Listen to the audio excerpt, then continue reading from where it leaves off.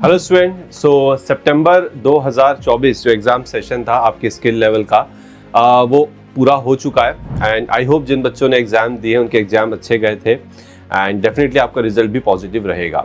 तो आज की इस वीडियो में मैं आपको बताऊंगा कि ये जो लास्ट के 2.5 मंथ्स हैं almost for the December 2024 exam session, जो कि इस साल का आखिरी एग्ज़ाम सेशन है, इसके लिए फाइनेंशियल रिपोर्टिंग जो सब्जेक्ट है आपका, जिसे हम F7 बोलते हैं, उसकी क्या स्ट्रैटेजी रहनी चाहिए।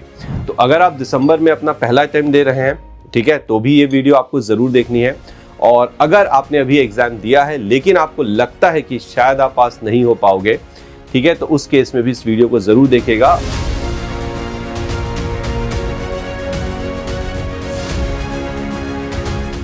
तो यहाँ पे मैंने क्या किया है, बहुत सिंपल सी चीज़, मैंने आपके 2.5 महीने को मंथ्स में डिवाइड किया है। तो सितंबर के जितने भी डेज बचे हैं अभी आपके पास वो, उसके बाद अक्टूबर का मंथ एंड देन नवंबर का मंथ, ठीक है ना। सितंबर में आपको क्या करना है, आपका एक टारगेट होगा कि आप नॉन करेंट एसेट्स के जितने भी स्टैंडर्ड हैं, चाहे वो IAS 16 हो, ठीक है, चाहे वो IAS 36 हो, चाहे वो आपका कोई और स्टैंडर्ड हो, IFRS हो, IAS हो, जो नॉन करेंट एसेट का हो, वो आपको सारे करने हैं।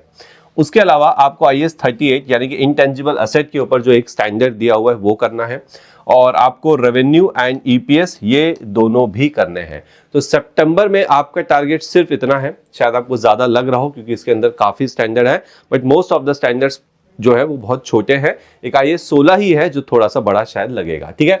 तो ये आपका सितंबर एंड का टारगेट होना चाहिए कि सितंबर एंड तक आपको ये करना है। अब आपको करना क्या है उस पर ध्यान दीजिएगा। आपको हर एक स्टैंडर्ड का, जो मैंने आपको अभी बताया, उसका जो कॉन्सेप्ट है, ठीक है, वो बहुत अच्छे से देखना है, समझना है, ठीक है। और साथ साथ आपको क्वेश्चंस की प्रैक्टिस भी इसी सितंबर एंड तक करनी है। तो जैसे जैसे आप एक एक स्टैंडर्ड देखते जाएंगे उसके क्वेश्चंस भी साथ में प्रैक्टिस करते रहिए।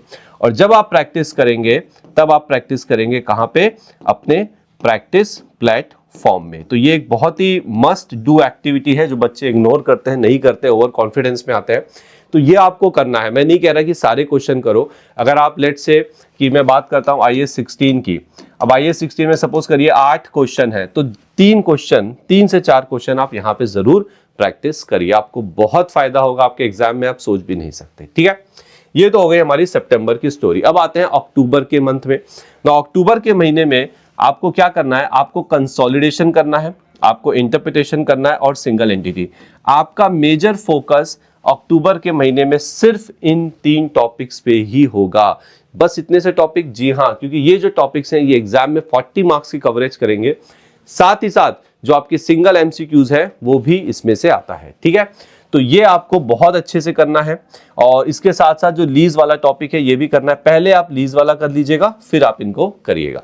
अब करना क्या है आपको जी हाँ, कॉन्सेप्ट्स करना है। कॉन्सेप्ट एसेट बहुत ज्यादा यहाँ पे आपको नहीं मिलेंगे।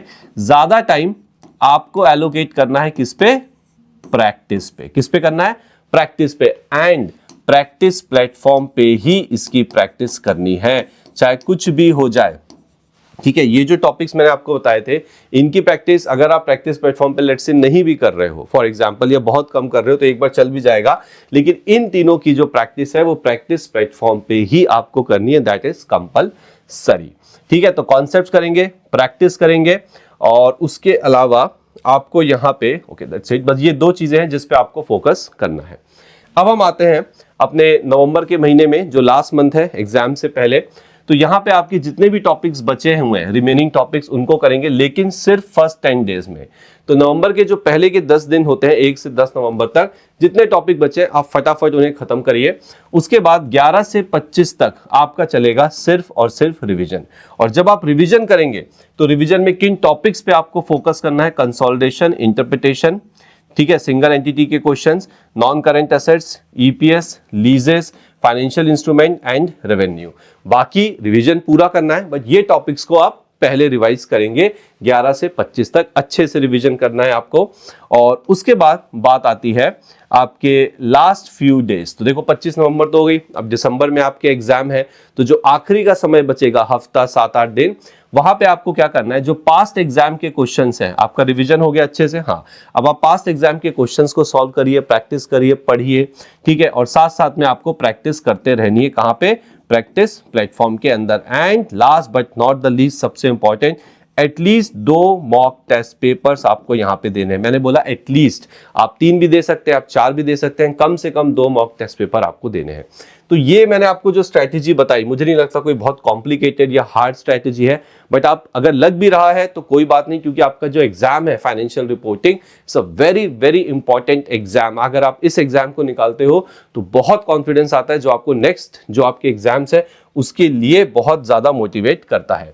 तो अगर आपने अपनी पढ़ाई शुरू कर दी है, बहुत अच्छी बात है। नहीं की है तो मैं आपको बता दूं कि ग्रूमिंग एजुकेशन एकेडमी ने अपना ऑलरेडी FR जो है फाइनेंशियल रिपोर्टिंग, उसके रिकॉर्डेड लेक्चर्स ऑलरेडी लाइव हो चुके हैं। तो इसके लिए आपको कुछ नहीं करना है, डिस्क्रिप्शन में जाना है, एक लिंक मिलेगा, उस लिंक से आप इस FR कोर्स को एक्सेस कर सकते हैं। इसके अंदर आपको हर एक टॉपिक, हर एक स्टैंडर्ड के जो रिकॉर्डेड लेक्चर्स हैं वो यहाँ पे दिए जाते हैं। ट्रस्ट मी, ये जो रिकॉर्डेड लेक्चर्स हैं किसी लाइव क्लास के लेक्चर नहीं है, ये एक्चुअल में रिकॉर्डिंग्स की गई हैं और बहुत ही ज्यादा डिटेल में ये रिकॉर्डिंग की गई है। इसके अलावा आपको वीकली डाउट सेशन भी यहाँ पे प्रोवाइड किया जाता है, आप चैट के थ्रू भी हमसे डाउट पूछ सकते हैं। ठीक है, तो अगर आप चैनल पे नए हैं तो प्लीज इस चैनल को सब्सक्राइब जरूर करिएगा। इस तरह की और भी इंपॉर्टेंट जो स्ट्रैटेजीज हैं वो टाइम टू टाइम मैं अपने स्टूडेंट्स को बताता रहता हूं। ठीक है, so all the very best. ठीक है, अच्छे से पढ़िए, जो स्ट्रैटेजी बताइए उसको फॉलो करिए। मिलते हैं नेक्स्ट वीडियो में।